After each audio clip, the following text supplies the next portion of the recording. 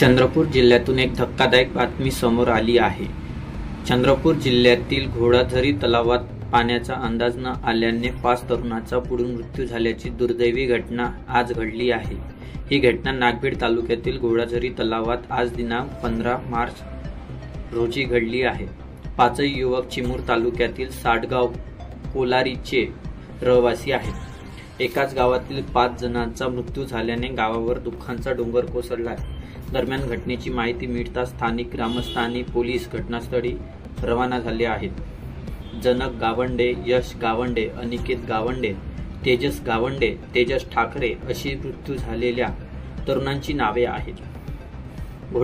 घोडाझरी या ठिकाणी मोठ्या प्रमाणात पर्यटक येतात, त्यामुळे साडगाव कोल्हारी मधील युवकही पर्यटनासाठी आले होते। हे 5ही तरुण उन्हाळ्याचा पारा चढत असल्याने घोडाझरी तलावात दुपारच्या दरम्यान आंघोळ करण्यासाठी गेले होते। पाण्याचा अंदाज न आल्याने हे 5ही तरुण पाण्यात बुडाले। या घटनेची माहिती मिळताच स्थानिक ग्रामस्थ आणि पोलिसांनी घटनास्थळी धाव घेतली आहे। तसेच तलाव पात्रात बुडालेल्या तरुणांचा पाण्यातून बाहेर काढण्याचे काम सुरू आहे।